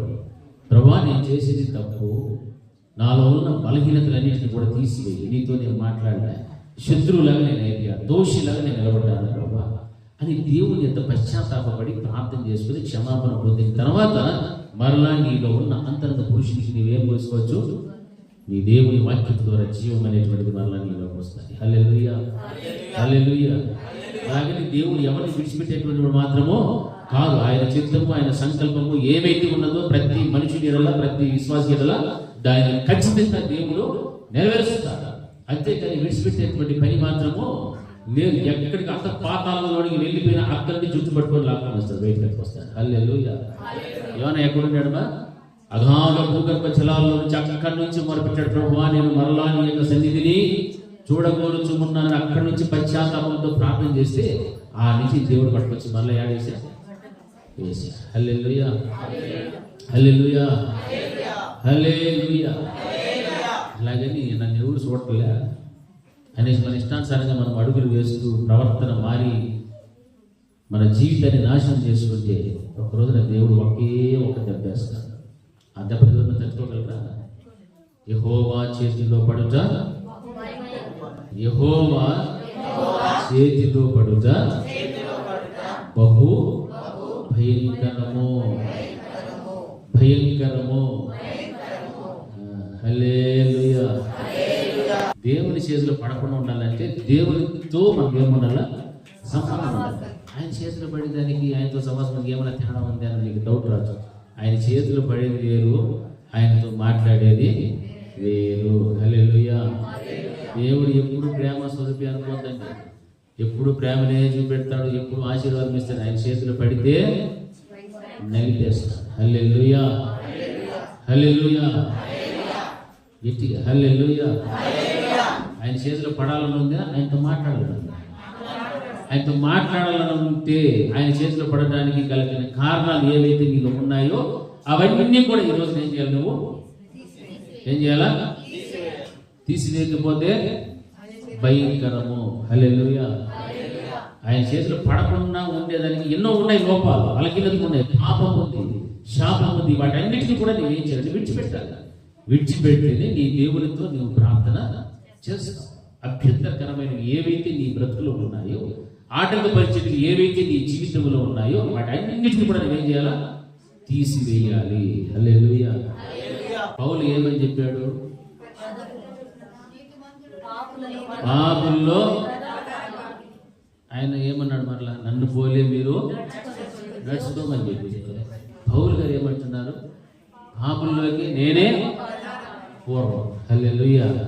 తర్వాత ఆయన స్వారూప్యంలోనికి మారిపోయాడు. నన్ను చూసి మీరు నేర్చుకోండి, నన్ను చూసి నడుచుకోండి. ఎవరు చూసి నడుచుకున్నట్లు? దేవుని పోలి నడుచుకున్నట్టే. హల్లెలూయా. అంత గొప్ప స్టేట్మెంట్ పౌలు గారు ఇచ్చారంటే పాపపు బ్రతుకు, రోత బ్రతుకులో నుంచి విడుదల పొంది దేవుని స్వారూప్యంలోనికి పూర్తిగా ఏమైపోయాడు? మార్చబడిపోయాను. హల్లెలూయా. అందుకే అంత ధైర్యముగా మీరు నన్ను పోలి నడుచుకుంటే దేవుని పోలి నడుచుకున్నట్టే ఖచ్చితంగా చెప్పేశాడు స్టేట్మెంట్. మరి ఈ రోజున క్రైస్తవుని జీవితంలో దేవునితో మాట్లాడక, సహవాసం లేక, బంధం లేక, ఏమీ లేకుండా దేవునికి శత్రువులుగా మారిపోతున్నారు తప్ప మార్చబడినటువంటి బ్రతికినటువంటి క్రైస్తవ జీవితంలో కనిపించడం లేదు. మారు మనసు కావాలి, పశ్చాత్తాపం కావాలి, పాపక్షమాపణ ఉండాలి. ఇవన్నీ ఉంచేదే నీవు దేవునితో మాట్లాడతావు. ఆయన చేతిలో పడటం బహు భయంకరమని చెప్పాడు దేవుడు. అదే దేవుడు. ఆయన చేతిలో పడటానికి గల కారణాలు భక్తి జీవితంలో నీలో ఎన్నో ఉన్నాయి. వాటన్నిటిని ఎప్పుడైతే విసర్జించగలుగుతావో, ఎప్పుడైతే వాటి నుండి విడుదల పొందుకుంటావో అప్పుడు నీ జీవితంలో విజయం అనేటువంటిది నీవు చూడగలుగుతావు. హల్లెలూయా. లేకపోతే ఓటమే, లేకపోతే అపజయమే, ఇటువంటివే ఎదురవుతాయి తప్ప విజయం అనేటువంటిది మర్చిపోవాల్సిందే. ఒకప్పుడు నీ జీవితం ఎలా ఉండేది? ఎలాంటి ప్రార్థన, ఎంత భక్తి, భయము, దేవుడంటే ఎంత ఇష్టము, దేవుడితో ఎంత సమయం గడుపుతూ ఉంటుంది. మరి ఈ రోజున ప్రార్థన లేదు, వాక్యం లేదు, వాక్యానుసారమైన బ్రతుకు లేదు, ఏమీ లేదు. ఓచిగా ఎందులోకి వెళ్ళిపోతున్నారు చాలా మంది? లోకం వైపు, సాతాను కాడి కిందకి వెళ్ళిపోతున్నారు. వాని పరిపాలన బ్రతుకు దేవుని కాడి కింద ఉన్నట్రా. దేవుని కాడి మొయ్యండి, అది మేలుని దేవుడు చెప్తాడు. కానీ సాతానుని, లోకాన్ని, శరీరాన్ని ప్రేమించి వాటిని జయించలేనటువంటి దౌర్భాగ్యమైన స్థితిలో ఈ రోజున విశ్వాసం బ్రతుకుతున్నాడంటే ఎంత దౌర్భాగ్యమైన పరిస్థితి, దేవునికి ఎంత దుఃఖమును కలిగించేటువంటి పరిస్థితిలో మీరు ఆలోచన చేసుకోవాలి. హల్లెలూయా, హల్లెలూయా. దేవుడు దుఃఖపడటం మనకిష్టమా? పోనీ దేవుని దుఃఖపెట్టేది మనకిష్టమా? ఇష్టమా? మనం దేవుని దుఃఖపెట్టచ్చా? ఎవరు చేసి చెప్పాలి? పెట్టచ్చా? మన వలన దేవునికి ఏం కలగాల? సంతోషం కలగాలి. మన వలన దుఃఖం కలిగితే దేవుడు చూస్తాడు చూస్తాడు చూస్తాడు. ఒక్కరోజు చేయి విడిచిపెట్టేస్తే అయిపోయాడు. హల్లెలూయా, హల్లెలూయా. చూడు, యేసుక్రీస్తు ప్రభువు ప్రార్థన చేసేటువంటి ఆ మంచి జీవితానికి ఒక మంచి రెఫరెన్స్ బైబిల్లో చూడండి. హెబ్రీయులకు రాసిన పత్రిక 5వ అధ్యాయం 7వ వచనం. హెబ్రీయులకు రాసిన పత్రిక 5వ అధ్యాయం 7వ వచనం. శరీరధారి అయి ఉన్న దినములలో మహారోధనముతోనూ కన్నీళ్లతోనూ తన్ను మరణము నుండి రక్షింపగల వానికి ప్రార్థనలను, యాచనలను సమర్పించి భయభక్తులు కలిగి ఉన్నందున ఆయన అంగీకరింపబడెను. హల్లెలూయా. 2 చేతులు ఎత్తి ఒకసారి గట్టిగా హల్లెలూయా, హల్లెలూయా. చూడండి, శరీరధారి ఉన్న దినములలో మహారోధనముతోనూ కన్నీళ్లతోనూ తన మరణం నుండి రక్షింపగలవానికి ఏం చేస్తున్నాడు? ప్రార్థనలు, యాచనలను సమర్పించి భయభక్తులు కలిగి ఉన్నందున ఆయన అంగీకరించబడెను. హల్లెలూయా. చూసారా, శరీరధారి ఉన్న దినములలో యేసుక్రీస్తు ప్రభువు వారు చేసిన కార్యం ఎంత గొప్పదో, ఎంత బలమైనటువంటి కార్యమో చూడండి. ఆయన ఏం చేస్తున్నాడంటే మహారోధనముతో, ఆయన ఏం చేస్తున్నాడు? మహారోధనముతోనూ కన్నీళ్లతోనూ ఏం చేస్తున్నాడు? తను మరణం నుండి రక్షింపగల వారికి అనగా చనిపోయిన దేవునికి ప్రార్థనలు, యాచనలను సమర్పించి భయభక్తులు కలిగి ఉన్నందున ఆయన అంగీకరించబడినట్లుగా వాక్యం చూపిస్తారు. ఈ రోజున మన జీవితంలో యేసుక్రీస్తు ప్రభువు వారిని మనం అంగీకరించాలి, ఆయన అంగీకరించిన దేవుడు నన్ను అంగీకరించాలి అనేటువంటి ఉద్దేశం ఏమిటంటే, నీవు కూడా శరీరధారిగా ఉన్నావు. శరీరధారిగా ఉన్నటువంటి నీ బ్రతుకులో, నీ ఆయుష్కాల దినములలో యేసుక్రీస్తు ప్రభువు వారు ఎలా ప్రార్థన చేశారు? మహారోధనముతోనూ కన్నీళ్లతోనూ. హల్లెలూయా, చెప్పండి గట్టిగా హల్లెలూయా. మహారోధనముతో కన్నీళ్లతో ఏం చేస్తున్నాడు? తన మరణం నుండి తప్పించగలిగినటువంటి వానికి ప్రార్థన, యాచన. నువ్వు చేసే ప్రార్థన, యాచనలో ఏం కలుపుకోవాలంటే రోదన ఉండాలి, కన్నీరు ఉండాలి. ఉత్తిత్తి కన్నీళ్లు, ఉత్తిత్తి రోదన చేసి మళ్ళా నార్మల్ పొజిషన్కి వస్తే అది ఫలితమో రాదు. అదే ఇందాక చెప్పాను, భక్తి గలవారం అని పైకి కనిపించుకోవడం కోసము ప్రార్థన అంటే నాయనా అని అప్పటి నుంచే స్టార్ట్ చేస్తారు ఏడుపు. అది నాయనా అంటే కూడా ఏడుపు వచ్చేస్తుంది. ఎందుకు వస్తుంది? అర్థం కాని ప్రార్థన. హల్లెలూయా. నువ్వు దేనికోసం ప్రార్థన చేస్తున్నావో ఆ విషయాన్ని బట్టి నీవు రోదనతో చేయాల్సిన పరిస్థితి, లేకపోతే ఏంటి? యేసుక్రీస్తు ప్రభువు వారు ఏం చెప్తున్నారు ఇక్కడ? ఆయనను మరణము నుండి తప్పించగలవానికి అనగా తండ్రిని ప్రార్థన చేస్తున్నాడు, తండ్రికి ప్రార్థిస్తున్నాడు. ఆ తండ్రికి మరణం నుండి తప్పించేటువంటి అధికారం ఉంది కాబట్టి ప్రార్థనలను, యాచనలను ఎలా చేస్తున్నాడంటే మహారోధనముతోనూ కన్నీళ్లతోనూ ఆయన ప్రార్థన చేస్తూ ఆయన యందు ఏమి కలిగి ఉండేనంటే భయము, భక్తి కలిగి ఉండేది కనుక యేసుక్రీస్తు ప్రభువు వారు అంగీకరింపబడెను అని వాక్యం బోధిస్తాం. ఈ రోజున ఆయన మాటలు వింటూ నేనే పరలోకం నుండి దిగి వచ్చిన జీవాహారమును అని చెప్పినటువంటి ఆ దేవుని వాక్యాన్ని భుజిస్తున్నటువంటి నీవు ప్రార్థన చేసినప్పుడు, యాచన చేసినప్పుడు మహారోధనం అనేటువంటిది కనిపించాలి, కన్నీళ్లు నీలో కనిపించాలి, దేవుని యందు భయము, భక్తి అనేటువంటి నీలో కనిపించాలి. హల్లెలూయా. మొక్కుబడి ప్రార్థనలు కూర్చొని చేసుకొని లేచిపోయారుగా, రోదన కనపడాలి, కన్నీరు కనపడాలి. అందులోని నీ ప్రార్థన ఎటువంటిదో, ఎంత పవర్ఫుల్లో, ఎంత శక్తివంతమైన ప్రార్థనో, ఎంత భారమైనటువంటి ప్రార్థన అర్థమైపోతాయి. అర్థమవుతుందా? రోదన కనిపించాలి, కన్నీళ్లు, ప్రార్థన, యాచన చేస్తే అవి ఉండాలి. అవి కలుపుకొని ప్రార్థన చేయి. అప్పుడు దేవుని యందు నీకేం పుడుతుందంటే భయము, భక్తి అనేటువంటివి పుడతాయి. అప్పుడు దేవుడు నీ ప్రార్థన అంగీకరిస్తాడు. నీ ఉన్నటువంటి స్థితిలో నీకు తప్పిస్తాడు. ఆయన మరణం నుండి తప్పించగలవానికే కదా నీవు ప్రార్థన చేస్తున్నావు. యేసుక్రీస్తు నామమున తండ్రికి నీవు ప్రార్థన చేస్తున్నావు అంటే తండ్రి సర్వాధికారి అయి ఉన్నాడు, సైన్యములకు అధిపతి అయినటువంటి దేవుడైనా. అటువంటి దేవుడికి నీవు మొరపెట్టుచున్నప్పుడు నన్ను మరణం నుండి తప్పించు ప్రభువా. ఈ శరీర మరణము కాదు, రెండవ మరణం అన్నటువంటి నిత్య నరకము. ఆ నరకములో నేను తప్పించబడాలి, అందులో పడిపోకూడదు. అందులో పడిపోవడానికి నా జీవితంలో ఎన్నో బలహీనతలు ఉన్నాయి, ఎన్నో పాపములు ఉన్నాయి, శాపములతో కూడిన బ్రతనాలు ఉంది. వాటిలో నుండి ప్రభువా నాకు విడుదల కలుగు చేసి అనేటువంటి రీతిగా నువ్వు ప్రార్థన యాచన చేసినప్పుడు మహారోధనముతో కన్నీళ్లు పెట్టి ప్రార్థన చేస్తే అప్పుడు దేవుని యందు నీకు భయము భక్తి అనేది కలుగుతుంది. దేవుడు ఆ యొక్క నిత్య నరకములో నిన్ను తప్పించి జీవంలోనికి నిన్ను నడిపించగలుగుతాడు. హల్లెలూయా, హల్లెలూయా. నువ్వు చేసే ప్రార్థన మరణంలో నుండి జీవంలో తప్పించాలి, కానీ నువ్వు ఎక్కడున్నావో అక్కడే విడిచిపెట్టేటువంటి ప్రార్థన ఎందుకు పనికిరానిటువంటి ప్రార్థన. దేనికోసమైనా మనం ప్రార్థన చేస్తే దాంట్లో జీవం ఉండదు. క్లాసుగా ప్రార్థన చేసి క్లాసుగా వేసి తిరుగుకొని వెళ్ళిపోతారు. ఏమైనా ఫలితం ఉంటుందమ్మా? లే. నువ్వు ప్రార్థన చేస్తే ఏం కనపడాలా? కన్నీరు, రోదన. అలాగే ఊరికూరికని ఏడిస్తే అది కాదు. నిజముగా మొరపెట్టితేనే ఆయన మనకేమవుతాడు? సమీపస్తుడు. హల్లెలూయా. నిజముగా మొరపెట్టి వారికైనా సమీపస్తుడు, కానీ ఉత్తిగా ప్రార్థన చేసేవారికి దేవుడు దూరంగానే ఉంటాడు. అటువంటి వారు ఎవరునంటే పెదవులతో దేవుని కనపరిచేవారు, హృదయము దేవునికి దూరంగా పెట్టుకునేటువంటి బ్రతుకు వారు ఉంటుంది. కాబట్టి ఆ రోజున శాస్త్రుల పరిస్థితితో దేవుడు అదే మాటలు మాట్లాడి వారిని గద్దించారు. హల్లెలూయా, హల్లెలూయా, హల్లెలూయా. ఆ విధముగా నామకర్తపు ప్రార్థన జీవితము, నామకర్తపు క్రైస్తవ్యమును దేవుడు ఎంత మట్టుకు కూడా ఒప్పుకో ఆయనకి ఇష్టం లేదు. ప్రతి ఒక్కడు కూడా గింజలా ఉండాలి, కానీ పొట్టులాగా ఉండేటువంటి బ్రతుకు దేవునికి ఇష్టం. పొట్టులా ఉండే తీసుకెళ్ళి అగ్నిగంధకంలో వేస్తారు తప్ప అది ఎందుకు పనికిరా. గింజను తీసుకెళ్ళి ఎక్కడ పెడతారు? పొట్లలో దాచి పెడతారు. హల్లెలూయా. అది మన జీవితం అలా ఉండాలి.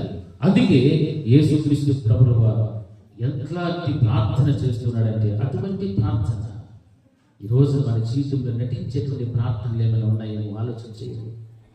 అలాంటి ప్రార్థన చేస్తే వేషధారణతో కూడినటువంటి ప్రార్థన అయిపోతాయి. వేషధారణతో కూడిన ప్రార్థన.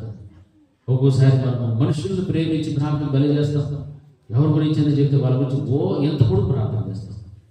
మనకంటే తక్కువ స్థాయిలో ఉన్నవారు చెప్తే ఇంతే ప్రార్థన, ఎంత ఇంతే.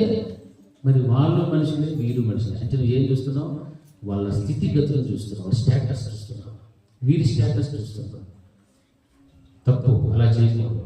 ఎవరి గురించి ప్రార్థన చేయాలన్నా అందరికీ సమానంగానే మహారోదనతోనూ కన్నీళ్లతోనూ మనం ఏం చేయాలా? ఏం చేయాలమ్మా? చెప్పాలి. ఏం చేయాలా? ప్రార్థన చేయాలి. అంతేగాని డబ్బున్నోడికో ప్రార్థన, పేదలకు ప్రార్థన చేస్తే దేవుడు ఒకటే షాట్ ఎవరు చేసిన. హల్లెలూయా. దేవుని దగ్గర డబ్బులు తినకుండా ఉండాలంటే యథార్థంగా మనం ప్రార్థన చేయాలి. యథార్థమైన ప్రార్థన అనుభవం మనలో ఉండాలి. కన్నీరు కారుస్తూ మహారోదనతో ఆ వ్యక్తి ఏ స్థితిలో ఉన్నాడో వాడిని పైకి లేపేటువంటి ప్రార్థన మనం చేయాలి. అట్లా ప్రార్థన దేవుడు కోరుకుంటాడు. యేసుక్రీస్తు ప్రభువు వల్ల గుణం ఉంది, ఆయనలో అలవాట్లు ఉన్నాయి. ఈ రోజున ఆయన రక్తం ద్వారా సంపాదించబడినటువంటి నీవు ఒక సంఘముగా ఏర్పరచబడిన తర్వాత సంఘములో ఉన్న ప్రతి విశ్వాసి కూడా దేవుని మాటలకు ఏమవుతుండాలా? లోబడి బ్రతుకుతూ ఉండి ఆయన ఎందుకు భయము భక్తి కలిగి జీవిస్తూ ఉంటేనే మరణం నుండి జీవములకు దాటుకుంటాం. లేదు అంటే నీ ప్రార్థన జీవితము శరీరాన్ని కాకపోయిన కారణాన్ని బట్టి నిత్య నరకాన్ని సంపాదించుకుంటావు. హల్లెలూయా. అందుకే నీ ప్రార్థనలకు ఆటంకము కలిగించేటివి ఏ ఉంటే వాటిని ఏం చేయాలా? వదిలిపెట్టేది, వాటిని విడిచిపెట్టే. అంతేకాదు, ఇంకా నీకు ఏదైతే అభ్యంతరంగా ఉందో దాన్ని కూడా నువ్వేం చేయాలా? వదిలిపెట్టేయాలి. హల్లెలూయా, హల్లెలూయా. యేసుక్రీస్తు ప్రభువు వారి దగ్గర ఒక మనిషి వచ్చాడు. ఎవరైనా చెప్పండి. నికోదేము వచ్చాడా లేదా? ఏమంటారా? నాకే డౌట్ అనిపిస్తున్నాడు. వచ్చినా లేదా? ఏమడిగినాడు? హల్లెలూయా, హల్లెలూయా. నీకు అన్నీ బాగున్నాయి, నీకు ఒకటి మాత్రమే దాన్ని విడిచిపెట్టేసిన అప్పుడు నన్ను వెంబడించు. హల్లెలూయా. దేవుణ్ణి వెంబడించడానికి, దేవునితో మాట్లాడడానికి ఏదైతే నీ బ్రతుకులో అభ్యంతరకరం ఉందో దాన్ని వదిలిపెట్టేది, దాన్ని విడిచిపెట్టేది. అప్పుడే నువ్వు సంపూర్ణమైనటువంటి స్థితిలోనికి వస్తావు. సంపూర్ణంగా దేవుని ప్రేమిస్తావు, సంపూర్ణంగా దేవునితో మాట్లాడడానికి ఇష్టపడతావు. ఆ బ్రతుకును బ్రతకడానికి ఇష్టం లేకుండా వీటినే చూసుకొని వీటిని హత్తుకొని మనం ఉంటే ఏం పోగొట్టుకోవాలా? పరలోక రాజ్యమే పోగొట్టుకుంటాం. హల్లెలూయా, హల్లెలూయా, హల్లెలూయా, హల్లెలూయా. అందుకే కన్నీటి ప్రార్థన చేస్తున్నటువంటి నీవు ఆ మీద నీ ప్రవర్తన ఎలా ఉందో దాన్ని కూడా దేవుడు చూస్తాడు. నీవు ఈ రోజున కన్నీరుగా ప్రార్థన చేస్తామంటే నీ ఇంటిలో ఉండినా, సంఘంలో ఉండినా, సమాజంలో ఉండినా ఒకే రీతిగా నీ బ్రతుకు కనపడాలి. ఎందుకనంటే నువ్వు చేసే ప్రార్థన దేవునికి, ఆ దేవుని యొక్క కన్నీరుగా ప్రార్థన చేస్తున్నావు. మళ్ళీ లోకంలోకి వెళ్తే లోకస్తులతో కలిసిపోతావు. ఇంటిలో ఒక విధంగా ఉంటావు, సంఘంలో ఒక విధంగా ఉంటావు. దీన్ని బట్టి 3 రంగులు మార్చేటువంటి బ్రతుకు, దాన్ని ఏమంటారు? వేషధారణ. దేవుడు ఎవరిని క్షమిస్తాడు? వేషని క్షమిస్తాడు, కానీ వేషధారణ బ్రతుకుని మాత్రము క్షమించదని ఆయన స్పష్టంగా చెప్తున్నాడు. హల్లెలూయా, హల్లెలూయా, హల్లెలూయా, హల్లెలూయా, హల్లెలూయా.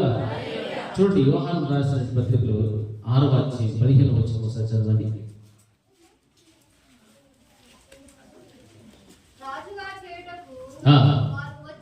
వారు వచ్చి యేసు ఎరిగి మరలా కొండకు ఒంటరిగా వెళ్ళిపోయాను. హల్లెలూయా. బలవంతము చేసినప్పుడు కూడా యేసు ప్రభువు ఎక్కడికి వెళ్ళిపోయారు? ఒంటరిగా వెళ్ళిపోయాడు. ఎక్కడికి? కొండకు. నాజుగా చేయడానికి వారు వచ్చి తనను బలవంతము చేసినప్పటికీ కూడా పట్టుకొని పోతున్నారని యేసు ఎరిగి మరలా ఆయన కొండకు ఏమైపోయాడు? ఒంటరిగా వెళ్ళిపోయాడు. అంటే దేవుడు లోక సంబంధమైనటువంటి అధికారాలను కానీ వాటిని దేనిని కూడా ఇష్టపడినటువంటి వారు కాదు. ఎందుకంటే లోకంలో అధికారాలని ఎవరి పనులు? దేవుని పనులు. హల్లెలూయా. ఆయన చేతి పనులు, ఆయన చేసిన పనులు దేవుడు ఇష్టపడతాడు. అవి మనుషులకి ఇవ్వడానికి, ఎవరైతే ఆయన ఎందుకు భయం భక్తి కలిగిందో వారిని దీవించడానికి, ఆశీర్వదించడానికి దేవుడు వాటినన్నింటినీ కూడా ఏర్పాటు చేశారు. మరి ఆ రోజున మనం గమనిస్తే ఆయన రాజుగా చేయడానికి వారు వచ్చి తను బలవంతం చేస్తున్నాడని ఎరిగి ఆయన ఏం చేసేది? ఒంటరిగా మరలా కొండలకు వెళ్ళిపోయాను ప్రార్థన చేయటానికి. అదొక అభ్యర్థన. ఈ రోజున మనిషి జీవితంలో కూడా అధికారం అనేటువంటిది, ఉద్యోగం అనేటువంటిది, వ్యాపారం అనేటువంటిది, రాబడి అనేటువంటిది కాస్త పెరిగితే దానిని బట్టి ఏమైపోతారు మనుషులు? దానివల్ల పడిపోతారు. దానివల్ల ప్రార్థన జీవితం పోతారు, దానివల్ల భక్తి పోతారు, భయం పోతారు, దేవుని మాటలు లోపడతాడు, దేవుని మాటలు అంగీకరించు, వాక్యానుసారంగా బ్రతకడు. ఏమైతే నేను బ్రతికినంత కాలం నాకు ఆధారం ఉంది, నాకు రాబడి ఉంది, ఉద్యోగం ఉంది, పెన్షన్ వస్తుంది, అది వస్తుంది, ఇది వస్తుంది, బీమాలు వస్తాయి, అవి వస్తాయి, ఏమేమో వస్తాయి, కానీ దేవుడు నాకు అవసరమే లే. ఎందుకంటే నేను బ్రతకడానికి కావాల్సిన సమస్తము కూడా నాకు అన్ని దేవుడు ఇచ్చేశాడు. కానీ నీకు ఎవరు లేరు? ఆ ఇచ్చిన దేవుడే లేదు నీకు. హల్లెలూయా. అన్నీ చేశాడు మా దేవుడు. ఇంకా హాయిగా ఉండే వాళ్ళతో సంతోషంగా గడిపేస్తే చాలు. అసలు ఏం పోగొట్టుకుంటున్నావు తెలుసా? అవన్నీ ఇచ్చిన దేవుణ్ణి పోగొట్టుకుంటున్నాం. ఇది జ్ఞాపకం పెట్టుకోవాలి. అన్ని ఇచ్చిన దేవుణ్ణి ఈ రోజున మనుషులు మర్చిపోయి వదిలేస్తూ ఉన్నాడు. ఎంత దౌర్భాగ్యం చూడండి. అన్నం పెట్టిన చేతులను ఎప్పుడైనా మర్చిపోవచ్చా అని మనం చెప్పుకుంటాం కదా. మనకి ఎవరైనా అన్నం పెట్టి శారదీసి సహాయం చేస్తే జీవితాంతం మనం ఏం చేస్తాము? గుర్తుపెట్టుకునే ఉంటాం. హల్లెలూయా, హల్లెలూయా. కానీ మనం బతకడానికి ఇంకా ప్రారంభించి మనం ప్రేమించి ఉద్యోగం, కుటుంబము, ఆయన ఇచ్చిన దేవుని మాత్రం ఏం చేస్తున్నారు? మర్చిపోతున్నారు. ఎంత వ్యత్యాసం ఉంది మనుషునికి దేవునికి, ఎంత వ్యత్యాసం చూపిస్తారు మనుషులకి, చాలా వ్యత్యాసం. ఇది దేవుడు ఒప్పుకునేటువంటి వాడు కానీ అయ్యో ప్రభా నేను ఆ పొద్దు మర్చిపోతున్నాయినా, ఈ పొద్దు ఏమైనా ఛాన్స్ ఇస్తుంది, ద్వారా మాకు తెలుగు సముద్రంలో దూరం వస్తానంటే కుదురుతుందా? కుదురుతుందమ్మా? కుదరదు. ఎందుకంటే భూమి మీద నీకు ఇచ్చిన ఆయుష్కాల దినములన్నీ కూడా దేవుని యొక్క భయం భక్తి కలిగి జీవించడానికి, ఆయనకు కృతజ్ఞతాస్తుతులు చెల్లించడానికి, ఆయనకు లోబడి బ్రతకడానికి, ఆయన మాటల ప్రకారంగా జీవించి ఆయనను మహిమపరచడానికి, ఘనపరచడానికి దేవుని భూమి మీద పెట్టింది. అంతేగాని నీ సుఖభోగములతో సంతోషించుకోవడం కోసము, అనుభవించుకోవడం కోసము ఇంకోటో అవన్నీ ప్రకటన పెట్టు. అసలైంది ఏమిటంటే ఆయనని నీ లోకానికి పంపించిందే ఆయనను కనపరచడానికి, హల్లెలూయా, ఆయనని సేవించడానికి, ఆయన బిడ్డగా బ్రతకటానికి, ఆయన పోలికల్లో నీవు మార్చబడటానికి తప్ప సాతాను పోలికల్లో మార్చబడటానికి కాదు.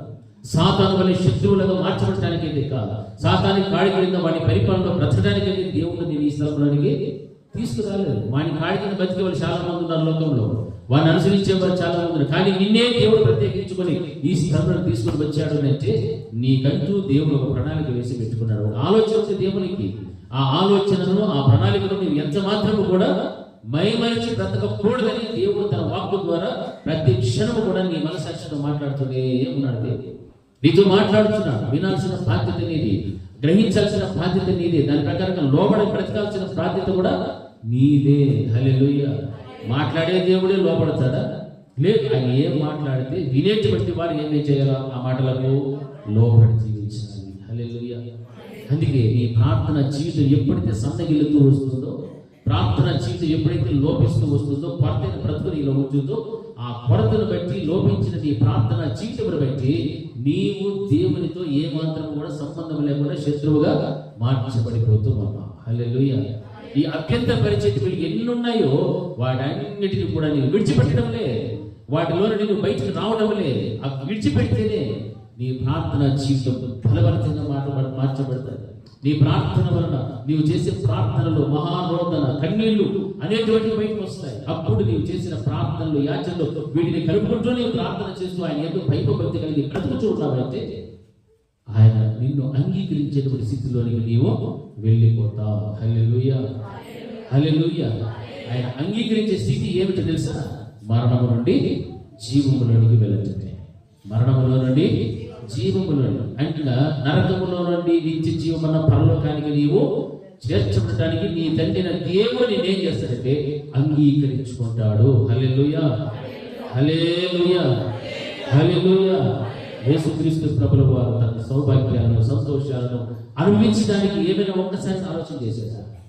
ఒక్కసారి ఆలోచన చేశాడు. ఆయన అనుకుంటే ఏమైనా చేసుకుండొచ్చు భూమి మీద. కానీ ఏమి, ఎంత అవకాశం ఉండినా, ఎంత అనుభవించడానికి ఏమి చేసుకోగలిగిన శక్తిమంతుడైనప్పటికీ కూడా వాటినన్నింటినీ కూడా విసర్జిస్తూనే వచ్చాడు.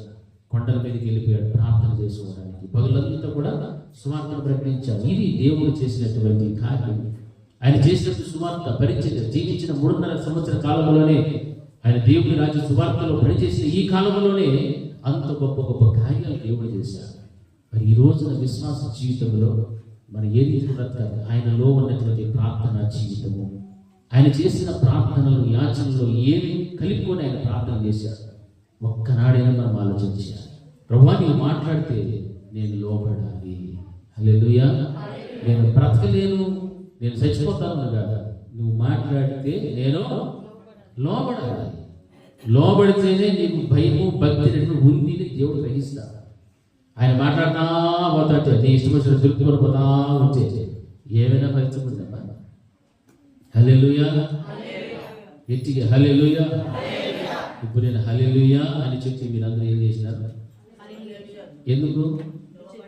నేను చెప్పిన మాట మీరు విన్న మాట ప్రకారంగా క్రియారూపంగా చేశారు. మరి దేవుడు మాట్లాడిన మాటలకు ఎందుకు క్రియారూపంలో రావు? దేవుడు ఈ విధంగా బ్రతకాలమ్మా, ఈ రీతిగా బ్రతకాలి ఆయన అని దేవుడు చెప్తే ఆ మాటలకు ఎందుకు నీవు లోపడటం లేదు? నిర్లక్ష్యం, భయం లేని తనం, భక్తి లేని జీవితం. కారణం దేవునితో నీ సహవాసం దూరంలో ఉంది కాబట్టి. హల్లెలూయా, హల్లెలూయా, హల్లెలూయా. సంఘానికి దూరం అవుతున్నావంటే దేవునికి దూరం అవుతున్నావు జ్ఞాపకం పెట్టుకో. ఆరాధనలో నీవు దూరం అవుతున్నావంటే దేవునికి దూరం అవుతున్నావు అంటే దేవుని కనపరిచేటువంటి స్థితి పోయాలి. దేవుని మహిమపరిచే స్థితిని కోల్పోతున్నావు. ఇవన్నీ కూడా ఒక్కొక్కటి ఆలోచన చేసుకో. ఎన్ని ఉన్నాయో తెలిసిన ప్రతి విశ్వాస జీవితంలో ఎన్నో లోపాలు, ఇన్ని లోపాలు ఉన్నాయి ప్రతి మనిషిలో కూడా. ఆ లోపాలన్నింటినీ కూడా విసర్జిస్తే తప్ప దేవుడు నిన్ను అంగీకరించే పరిస్థితి లేదు. హల్లెలూయా, హల్లెలూయా. దానియేలుకు ఆటంకం వచ్చింది. షడ్రక్ మేషక్ అబేద్నెగోలకు ఆటంకాలు వచ్చాయి. దేనికోసము? ప్రార్థనల కోసమే. హల్లెలూయా. అనుమానంగా చెప్పొద్దండి. దేనికోసము? ప్రార్థన కోసమే. పోతే పోలే వాడు చెప్పి దాన్ని మొక్కేసి పోయిండు అని అనుకొని ఉంటే ఎవరికి లోబడకుండా ఉంటారు? దేవుడికి లోబడిన స్థితి వెళ్ళిపోయింటారు. కానీ దేవుడికి లోబడ్డారు, భయభక్తులు కలిగి జీవించారు కాబట్టి వారు దేవుని చేత అంగీకరించబడ్డారు. దేవుడు తమ కొరకు ఎవరిని పంపారు? దూతను పంపాడు. హల్లెలూయా. తమ దూతను పంపి ఆ ఆపదలో నుండి, ప్రమాదంలో నుండి, ప్రాణాంతకమైన స్థితిలో నుండి దేవుడు వారిని ఏం చేసుకున్నాడు? కాపాడుకున్నాడు. ఎందుకు? దేవునికి మాట్లాడే విషయంలో, ప్రార్థించే విషయంలో ఆ ప్రార్థననే వారు ఆయుధముగా పెట్టుకున్నారు కాబట్టి ఆ ఆయుధాన్ని మాత్రం వారు విడిచిపెట్టని పరిస్థితి. ఈ రోజున చిన్న ప్రమాదము, చిన్న ఏదైనా శోధన వస్తే ప్రార్థన మర్చిపోతాం, మందిరానికి రావడం మర్చిపోతాం. ఏమైతే మేము దేవునితో మాట్లాడడం, దేవుని మీద అలిగినాం. నువ్వు దేవుని మీద అలుగుతావో, సంఘం మీద అలుగుతావో, కాపురం మీద అలుగుతావో ఎవరో తెలుసు. ఒకసారి ఆ నుంచి వడ్డీకి వేసాడు అనుకోండి, అప్పుడు పరిగెత్తుకుంటే ఏడకి పడతావు, మళ్ళా ఏడికి వెళ్ళాల్సింది. ఇంకేడ వేరే ప్లేస్ లేదు. బయట పెట్టావా నరకమే. ఏడబడితేనే కొంచెమైనా అవకాశం దేవుని ప్రేమ పొందుకోవడానికి. హల్లెలూయా. దేవుడి దగ్గర బట్టికి లెక్కించుకోవద్దండి. దేవుడు మాట్లాడితే వెనకాల మాట్లాడితే లోపడకపోతే ఎడికి పోతావు? మీదే చాయిస్. నరకానికి పోవాలంటే వినొద్దు, లోపడదు. పరలోకానికి పోవాలంటే లోపడదు. మాట విను, మాట ప్రకారంగా జీవించు. అదే వాక్యం సరే. దానియేలు ఆ రోజున వద్దనుకుంటే ఆ పని చేసేవాడు కాదు. కానీ ప్రార్థన చేయడానికి అభ్యంతరం ఏదైతే ఉందని పక్కన పెట్టాడు, పట్టించుకోలేదు. రాజు గారు, వాళ్ళ నాయన గారు, తాత వచ్చినా కానీ యథాప్రకారముగా తన మేడగది మీద వెళ్ళి యెరూషలేము తట్టు తన ఇంటి కిటికీ తలుపులు తీసి చేతులెత్తి మరి దేవుడికి ఏం చేస్తూ వచ్చాడు? ప్రార్థన చేయించు, స్తుతించుచు వచ్చాను. హల్లెలూయా, హల్లెలూయా. సజీవమైన దేవునికి ప్రార్థన చేసేటప్పుడు జీవము కలిగిన దేవుడు నావాడు, నా దేవుడు, నా పక్షంలో ఉన్నాడు, ఈ శోధన నుండి నన్ను తప్పించగల దేవుడు నా దేవుడే. ఎప్పుడు వస్తుంది ఆ మాట అంటే ఆయన యందు నీకేమున్నప్పుడు? భయము, భక్తి కలిగిన జీవితం ఉన్నప్పుడు మాత్రమే ఆ కార్యాలు నువ్వు చూస్తావు. దేవుని యందు భయము, భక్తి యేసుక్రీస్తు ప్రభువు వారి చరిత్రలో కూడా మనం కూడా చూస్తున్నాం. తనను మరణం నుండి తప్పించగల వానికి యందు ఆయన ఏమి కలిగి ఉండేనంటే ఆయన ప్రార్థనలు, యాచనలు చేస్తూ భయము, భక్తి కలిగి ఉన్నట్టుగా ఉన్నాడు. కాబట్టి ఆయనను తండ్రి నుండి దేవుడు ఏం చేస్తున్నాడు? అంగీకరించుకొనెను. హల్లెలూయా. ప్రార్థనలో మహారోదన కనపడాలి, కన్నీరు కనిపించాలి. అది ఆ ప్రార్థనలో ఉంటే ఇక నీకు అభ్యంతరకరంగా ఉన్నటువంటి ఏమి ఉండినా వాటన్నిటిని కూడా నువ్వు ఏం చేస్తూ వస్తావు? విడిచిపెట్టేస్తావు. ఈ రోజు నువ్వు ఏం విడిచిపెట్టాలనుకుంటున్నావు? ఏమి వదిలేయాలనుకుంటున్నావు? ఎవరిని విడిచిపెట్టాలనుకుంటున్నావు? చెప్పండి చూద్దాం. ఎవరిని విడిచిపెట్టేయాలి? మనలను పాపములో పడవేసేటువంటి వ్యక్తులు ఎవరైతే మనతో ఉన్నారో వారిని ఏం చేయాలి? ఈరోజు నువ్వు విడిచిపెట్టేయాలి, వారిని వదిలిపెట్టేయాలి. అప్పుడు నీ ప్రార్థనకు ఆటంకమైనటువంటిది ఉండదు. ఇంకా దేని వదిలేసుకోవాలంటే నీ ధనము కావచ్చు, లేకపోతే ఇంకోటి కావచ్చు, ఇంకొకటి కావచ్చు, ఇంకోటి ఏదైనా కానీ దాన్ని కూడా నువ్వేం చేయాలి? ఈ రోజున విడిచిపెట్టాలి, వదిలిపెట్టేయి. అప్పుడే నీ దేవునితో నీ ప్రార్థన ఎలా ఉంటుందంటే చాలా చాలా దేవుడు సంతోషించేటువంటి ప్రార్థనగా మారిపోతుంది. అంటే నీ ప్రార్థనలో నీ మోకాలు వేసి ప్రార్థన చేసి రోదన బయటకు వస్తాయి. కన్నీరు కారుస్తూ నీ ప్రార్థన, నీ యాచన దేవుడు విని సంతోషించేటువంటి రీతిగా దేవుడు మార్చేస్తాడు. హల్లెలూయా, హల్లెలూయా, హల్లెలూయా, హల్లెలూయా. అందుకే పేతురు రాసిన మొదటి పత్రికలో మనం చూడండి, 3వ అధ్యాయం 7వ వచనం. పేతురు రాసిన మొదటి పత్రిక 3వ అధ్యాయం 7వ వచనం.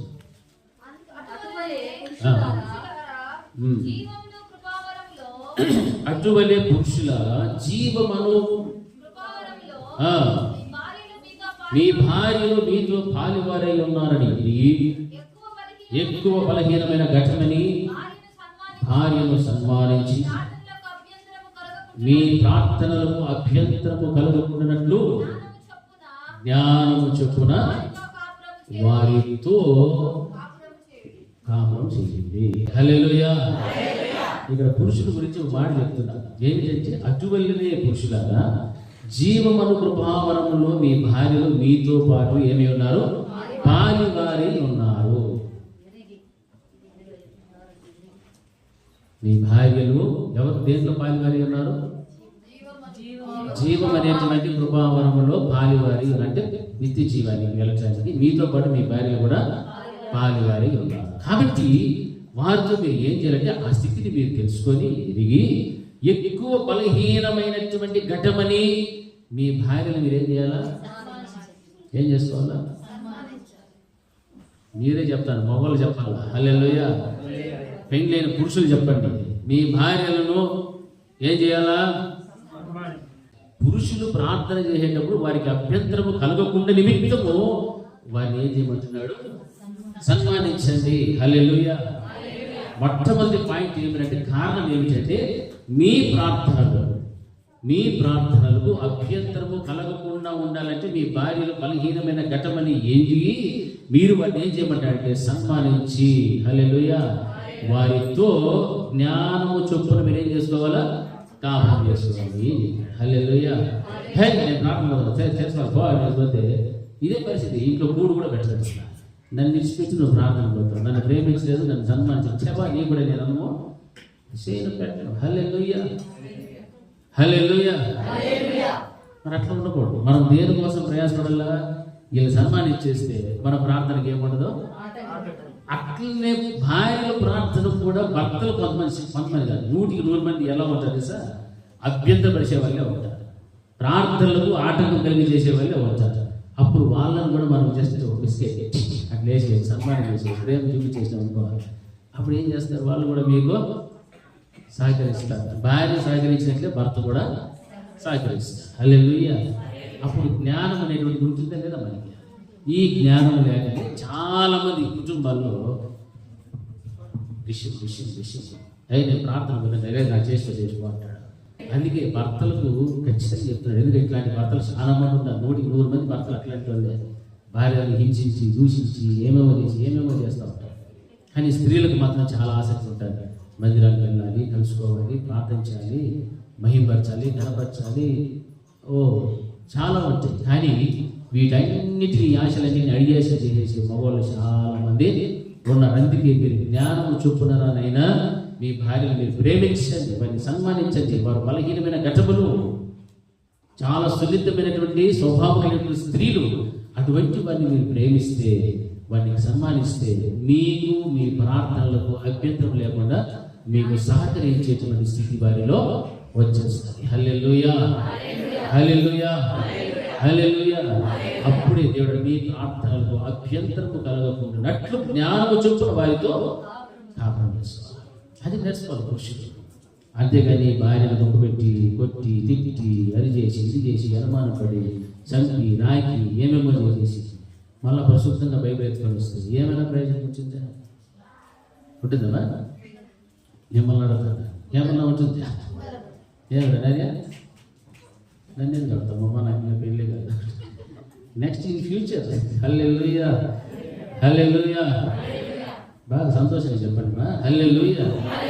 మిమ్మల్ని కదా పొగడతాను. హల్లెలూయా. హల్లెలూయా. మిమ్మల్ని పోడేటప్పుడు ఉన్న పోడ్లు చూపించి ఒకసారి దేవుని బయటపరచాలి మనం పెట్టుకోవడం. కాబట్టి మీ భర్తలు ఎవరైతే రాలేదో వాళ్ళకి మీరు నైస్గా చెప్తాను. ఈరోజు వాక్యం మీదే తెలిసిన అన్ని వాక్యం చూపించచ్చు.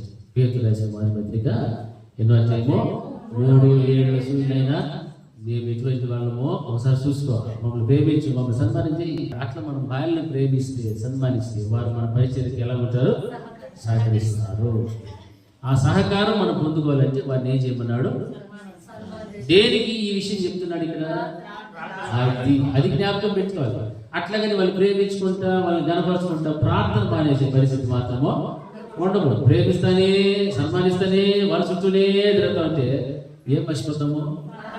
ప్రార్థన మర్చిపోతాం. అసలైన పాయింట్ ఏంటంటే ప్రార్థన చేసుకోవడానికి వీళ్ళని ఏం చేయాల? మిమ్మల్ని ఏం చేయాల? ప్రార్థనలు చేయడానికి అభ్యంతరం ఉండకుండా ఉండేదానికి మిమ్మల్ని సన్మానించి అన్నాడు. మిమ్మల్ని ప్రేమించమని చెప్తున్నాడు. అట్లనే పురుషులు అక్కడే అయిపోకూడదు. మన నెక్స్ట్ స్టెప్ ఏమైతే ప్రార్థన. హల్లెలూయా. వ్యక్తికి హల్లెలూయా. మన అసలైన స్టెప్ అసలైన పాయింట్ ఏంటంటే ప్రార్థన.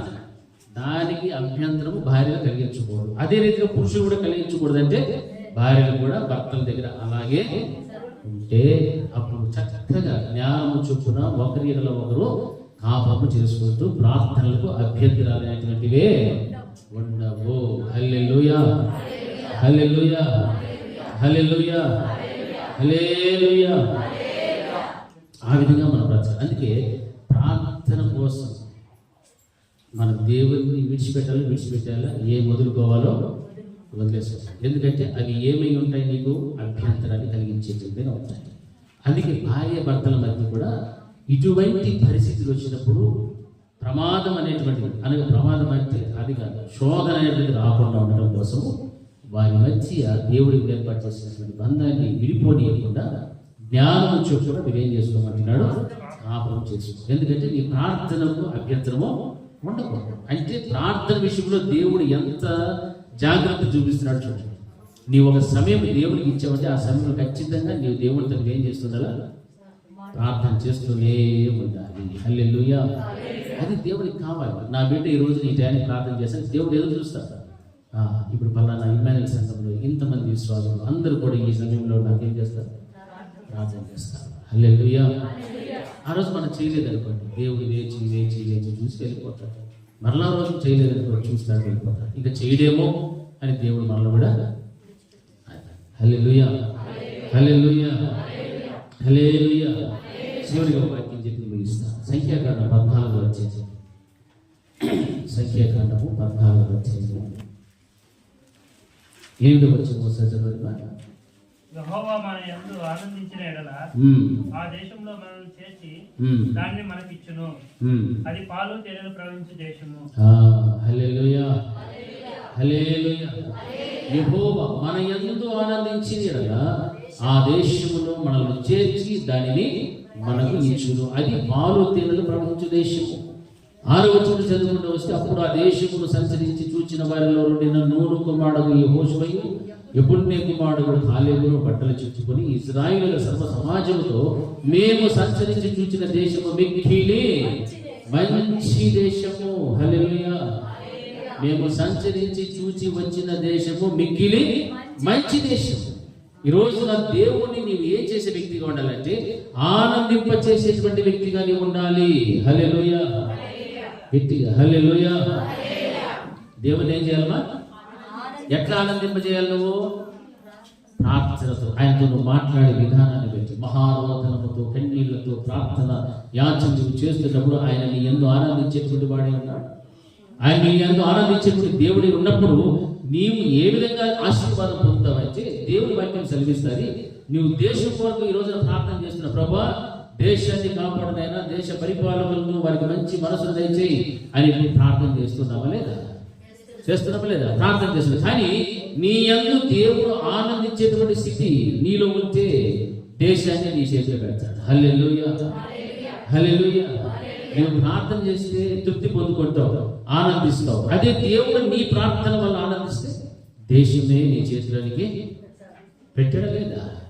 వాక్యం అదే చెప్తుంది. యెహోవా మన యందు ఆనందిస్తే, మనము దేవుని యందు ఆనందిస్తే మనకు సంతోషము, దేవుని సన్నిధిని మనం అనుభవిస్తే సంతోషము. అదే దేవుడు మన యందు గనక ఆనందించేటువంటి పరిస్థితులు మనలో ఉంటే, హల్లెలూయా, హల్లెలూయా. దేవుడు ఎవరి యందు ఆనందించాలి? మన యందు ఆనందిస్తే, మన యందు ఆనందించిన ఎడల ఆ దేశంలో మనల్ని చేర్చి దాన్ని మనకిచ్చును. అది పాలు తేనెలు ప్రవహించు దేశం. ఈ రోజు మన పరిస్థితి, దేవుడు మన యందు ఆనందించేటువంటి స్థితి మనం ఉంటే దేశాన్ని మన చేతులకి పెట్టేస్తారు. హల్లెలూయా. ఆ ఆశీర్వాదం కావాలా? నీ అంతటి నీవు సంతోషంగా బతుకోవడం కావాలా? దేవుడు మన యందు ఆనందించేటువంటి పరిస్థితికి రావాలి. అందుకే ప్రార్థన అనేటువంటిది చాలా చాలా ప్రాముఖ్యం. ఆ రోజున ఇశ్రాయేలు ప్రజలు కూడా ఏం చేయాలో ప్రార్థన వారు సరిగ్గా తెలియదు, ఏం అడగాలో కూడా తెలియటం లేదు. దేవుడు ముందర ఏం పెట్టాడు? ముందు దేశంలో ఏం పెట్టాడమ్మా? పాలు తేనెలు ప్రవహించేటువంటి దేశం అని చూపిస్తున్నాడు. అక్కడికి మిమ్మల్ని నడిపిస్తాను దేవుడు చెప్తే, వీళ్ళు విడిచిపెట్టి వచ్చిన ఐగుప్తుని చూసుకుంటున్నారు. మాకు ఏమి లేదు, ఏం లేదు చెప్తున్నారు. తిండిని గురించి చెప్తున్నారు, మాంసం గురించి చెప్తున్నారు, సమాధులు. హల్లెలూయా.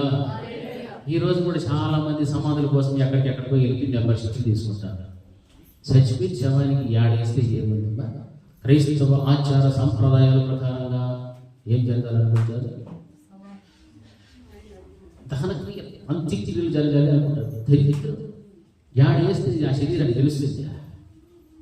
అది కుళ్ళిపోయి మట్టిలో తెలిపోయి పురుగులు పడిపోతాయి. అస్థికలు తప్ప ఏమవుతుందా? ఉంటుంది కదా, ఉంటుంది. కానీ చాలామంది ఏం చేసుకుంటారు తెలుసా? సమాధుల్లో మేము చచ్చిపోతే ఇప్పుడు ఆడేస్తాను మమ్మల్ని అని ఒక ప్రశ్న చాలామంది. చచ్చిపోతే ఆడేస్తారు. యా సంఘంలో వేస్తారు. ఆడవి ఏం తీసుకుంటామో అవసరమా? హల్లెలూయా.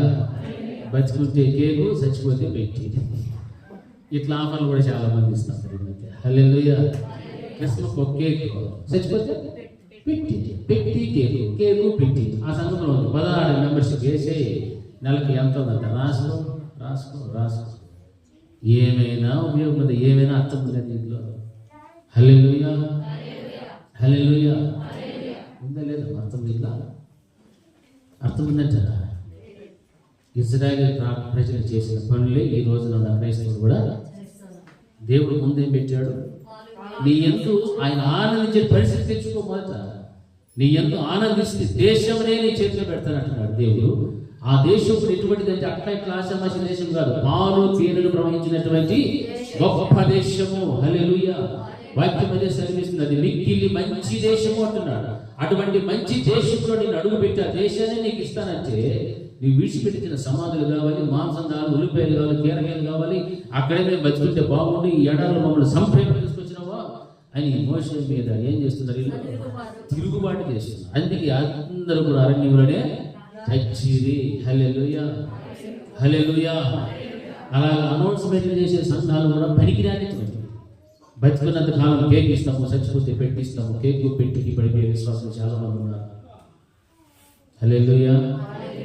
కేకు పెట్టి కావాలా? మిక్కిలి మంచి దేశం కావాలా? ఏదా దేశము? పరమ కనాన్ అనేటువంటి పరలోక రాజ్యం. హల్లెలూయా. సమాధుల కోసం వెళ్ళిపోతుంది, కేకుల కోసం వెళ్ళిపోతుంది, తిండి కోసం వెళ్ళిపోతుంది. ఇవన్నీ కూడా తుచ్చమైనటువంటి. హల్లెలూయా. దాని గురించి చెప్పమని బతుకున్నప్పుడు మనం ఏం చేయాలో దాని గురించి చింతించాలి.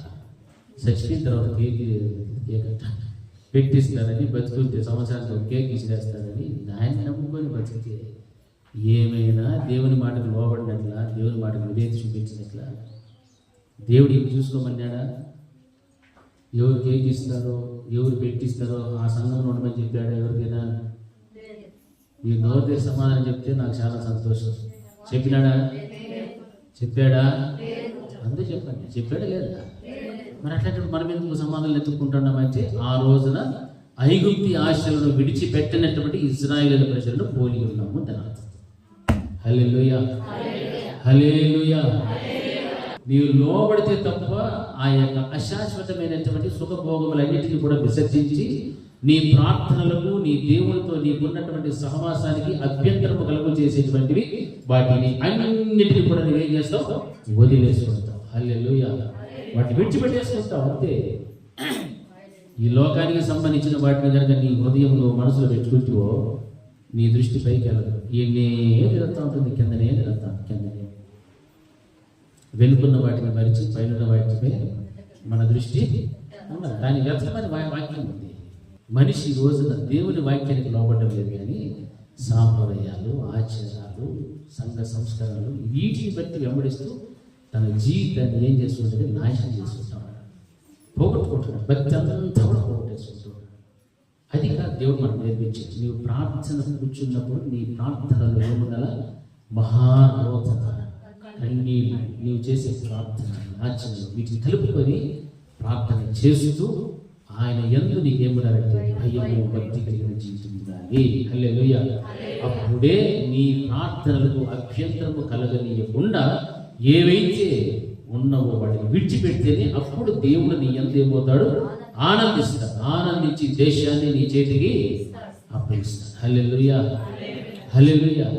దానికోసం మనం ప్రయాసపడాలి, దానికోసం మనం ముందు దృష్టి ఉండాలి తప్ప వీటిని కూర్చుని ఆలోచించే మన బ్రతుకు ఎక్కడుండేది అక్కడే ఉంటాయి. ఆత్మీయతలు ఎదగలేము, బలవంతులు కాదు. హల్లెలూయా. నీవు దేవుని యందు ఆనందిస్తే బలం పొందుతావు. దేవుడు నీ యందు ఆనందిస్తే దేశాన్ని నీ చేతులనిగే పెడతాడు. హల్లెలూయా. దేవుని నీవు ఆనందిస్తూ బలం పొందుకుంటూ నిన్ను బట్టి దేవుడు ఏమవ్వాలి? ఆనందించాలి. ఆయన ఆనందిస్తే పరలోక రాజ్యాన్ని నీకు ఇస్తాడు. కాబట్టి ప్రార్థనలకు అభ్యంతరము కలిగజేసేటువంటివి ఏవైతే నీ వ్యక్తిగత కుటుంబ జీవితంలో ఉన్నాయో వాటన్నిటిని కూడా నీవేం చేయాలా? విడిచిపెట్టి వదిలేసే, వాటికి దూరంగా బలవంతము చేశాడు యేసుక్రీస్తు ప్రభువు. సమస్తమును విడిచిపెట్టి వచ్చిన శిష్యుల్ని బలవంతం చేసి అతనికి వెళ్ళిపోండి అన్నాడు. ఎందుకంటే ఆ రాత్రి ఆయన ఏం చేయాలా? కొండలకు వెళ్ళి ప్రార్థన చేసుకోవాలి. హల్లెలూయా. ఆ ప్రార్థన జీవితము, ప్రార్థన పట్ల ఉన్నటువంటి ఆసక్తి ఆయనకు ఉంది కాబట్టి ఆయన శరీరధారిగా ఉన్నటువంటి దినములలో మహారోధముతోనూ కన్నీటితోనూ తన మరణం నుండి తప్పించగల దేవునికి ప్రార్థనలను యాచనలను చేస్తూ ఆయన ఎంతో భయము భక్తి కలిగి ఉన్నది కనుక ఆయన ఏమై ఉన్నాడు? అంగీకరించబడెను. హల్లెలూయా. హల్లెలూయా. ఆ ప్రార్థన జీవితం నీకు ఉంటే, ఆయన మాటలకు నీవు లోపడితే ఈ కార్యక్రమాలన్నీ, ఈ క్రియలన్నీ కూడా నీ జీవితంలోనికి ఒకటి దాని తర్వాత ఒకటి అన్నీ కూడా వచ్చేస్తాయి. నువ్వు ఎప్పుడైతే దేవునికి అవిధేయత చూపెడుతూ ప్రార్థన చేయకుండా ఉంటావో అప్పుడు నీ జీవితంలో ఏ విషయం అడిగినా అన్నిటికీ ఇంటూలే ఒక్కదాని కూడా సరైనటువంటి బ్రతుకు నీలో ఉండనే ఉండదు. హల్లెలూయా. హల్లెలూయా. కాబట్టి విశ్వాసికి దేవుడు ఏమైతే చెప్తున్నాడో ఆ మాటలన్నిటి ప్రకారంగా జీవించడానికి సిద్ధంగా ఉండాలి. ఇది నేను చెయ్యను ప్రభువా అని అంటే నువ్వు ఎవరి సంబంధివి? సాతానుడి సంబంధి, లోక సంబంధివి. ఆయన మాట వినకపోతే ఇంకా ఆయన బిడ్డ కాదు. అంతే. నా ఆత్మ లేనివాడు, ఆయన ఉద్దేశం ఏమవుతుందో ఆ ఉద్దేశం నీలో ఏమైపోవాలా? నెరవేర్చబడిపోవాలి, స్థిరపరచబడాలి. ఆయన ఆత్మ నీలో ఉంటేనే కదా నువ్వు ఆయన బిడ్డపోతావు. ఆయన ఆత్మ నీలో ఉంటేనే నావాడు అని చెప్తున్నాడు. నా ఆత్మ లేకపోతే నావాడు కాదు. ఈ రోజున బాగా ఆలోచన చేసుకోవాలి. మన వ్యక్తిగత జీవితంలో మనం ఎలా ప్రవర్తిస్తున్నామో, దేవుని మందిరం విషయంలో ఎలా ప్రవర్తిస్తున్నాం, ఎలా బ్రతుకుచున్నాం, జీవిస్తున్నాం, ఎంత మట్టుకు న్యాయంగా నేను బ్రతుకుచున్నానని ఆలోచన చేసుకోవాలి. నా ప్రార్థన జీవితానికి ఆటంకంగా ఉన్నటువంటివి, పరలోక రాజ్యాన్ని సంపాదించుకోవడానికి అభ్యంతరమైనవి, బలహీనతలు, పాపములు ఏవైతే ఉన్నావో వాటన్నింటినీ కూడా నేను విసర్జించాలి, విడిచిపెట్టేయాలి అని ఎప్పుడైతే నువ్వు ప్రార్థన చేస్తావో ఆ ప్రార్థనలో మహారోధనతో కన్నీళ్లతో ఏం చేయాలా? ప్రార్థన చేసి విశ్వాసంగా నీకుంటూ అప్పుడు ఆయన నిన్ను బట్టి ఏమవుతాడు? ఆనందించేటువంటి దేవుడు. హల్లెలూయా. అప్పుడు సకల దీవెన ఆశీర్వాదాలన్నీ కూడా నీవే. మరి ఎవరికో ఇవ్వబడతాయో అన్ని దీవెన, ఐశ్వర్య, ఘనత, మహిమలన్నీ కూడా నా యొద్ద ఉన్నవి అని దేవుడు చెప్తున్నాడు. మరి ఆయన యొద్ద ఉన్నవన్నీ నువ్వు పొందుకోవాలంటే నిన్ను ఆశీర్వదించి నిన్ను దీవించడానికి ఇష్టపడే దేవునికి నీవేం చేస్తున్నావు? ప్రతి దినము కూడా ప్రార్థన. హల్లెలూయా. హల్లెలూయా. హల్లెలూయా. హల్లెలూయా. ఆ విధమైనటువంటి దీవెన ప్రార్థన జీవితాన్ని దేవుడు మనందరికీ అనుగ్రహించుగాక. ప్రార్థన చేస్తున్నాం. బహుమతులైన మా తండ్రి, మీ ఔన్నత్యమైనటువంటి కృపను బట్టి మీకు స్తోత్రాలు చెల్లిస్తూ ఉంటున్నాను. ఇంతవరకు నా తండ్రి బిడ్డలు చేసిన ప్రార్థనలన్నీ కూడా మీరు ఆలోచించుకోండి. ప్రార్థనలకు అభ్యంతరము అందజేసేటువంటి కుటుంబ వ్యవస్థలో కానీ, సంఘంలో, సమాజంలో, వ్యక్తిగతంగా ఏవైతే ఉన్నాయో వాటి అన్నింటిలోనే కూడా విడుదల కలిగించేది చేసిన ప్రార్థనలు మీరు అంగీకరించారు. బిడ్డలందరిపైన కూడా మీ మహాకృప కనికిరాన్ని మీరు చూపించండి. దేవా, బిడ్డలు చదివి ప్రభావ వారు మీ అందరూ సంతోషించి ఆనందించగలిగితే బలవంతుడని మీ వాక్యం సెలవిస్తున్నారు. అదే మా ఎడలో మీరు ఆనందించగలిగినట్లయితే మంచి దేశం మీరు మాకు ఇస్తారని వాక్యంలో సెలవిస్తున్నారు. ఆ యొక్క పాలు తేనెలు ప్రవహించేటువంటి దేశంలో దేవా మేమందరూ దానికి సాదృశ్యమై ఉన్నటువంటి ఆ యొక్క ధనాలను పరలోక రాజ్యంలో సంపాదించుకోవడానికి ప్రభు చూపించారు. ఆ దేశంలో స్వతంత్రించుకోవడానికి మాకు యోగ్యత నేర్చుకోవాలి. యేసు క్రీస్తు ప్రశస్త నామమున పొంది నామం ఆమేన్. నా ప్రాణమా యెహోవాను స్తుతించు, నా అంతరంగమున సమస్తమైన పరిశుద్ధ నామమును స్తుతించు. నా ప్రాణమా యెహోవాను స్తుతించు, ఆయన చేసిన ఉపకారములను వేరేవి మన తండ్రి అయిన దేవుని ప్రేమ, కుమారుడైన యేసుక్రీస్తు యొక్క కృప, పరిశుద్ధాత్మని యొక్క అన్యోన్య సహవాసం ఇప్పుడు ఎల్లప్పుడూ నిత్యం నిరంతరం సదాకాలం ఆయన కృపా సమాధానం మనకు మన కుటుంబాలకు తోడి నడిపించును గాక. ఆమేన్. అందరికీ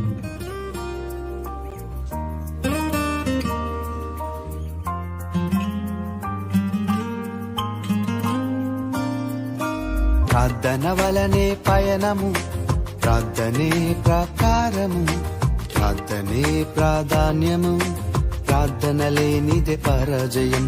ప్రార్థన వలనే పయనము, ప్రార్థనే ప్రాకారము, ప్రార్థనే ప్రాధాన్యము, ప్రార్థన లేనిదే పరాజయం. ప్రభువా ప్రార్థన నేర్పయ్యా, ప్రార్థించకుండా నేనుండలేనయ్యా. ప్రభువా ప్రార్థన నేర్పయ్యా, ప్రార్థించకుండా నేనుండలేనయ్యా. నీ పాదాలు తడపకుండా నా పయనం సాగదయా, నీ పాదాలు తడపకుండా నా పయనం సాగదయా. ప్రార్థన వలనే పయనము, ప్రార్థనే ప్రాకారము, ప్రార్థనే ప్రాధాన్యము, ప్రార్థన లేనిదే పరాజయం.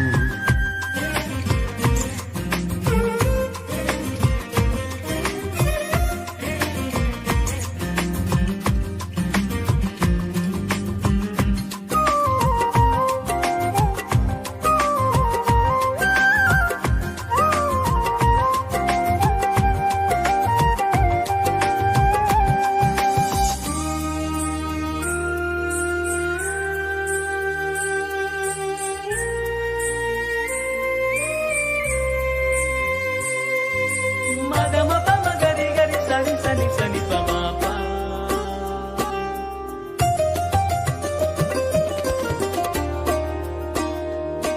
గరి గమ మమ మగమ పప్ప పప్ప సని సని నమ.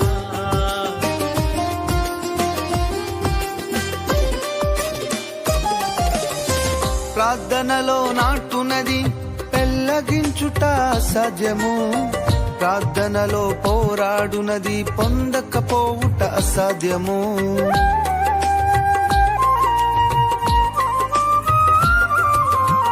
ప్రార్థనలో నాటునది పెళ్ళగించుట అసాధ్యము, ప్రార్థనలో పోరాడునది పొందకపోవుట అసాధ్యము.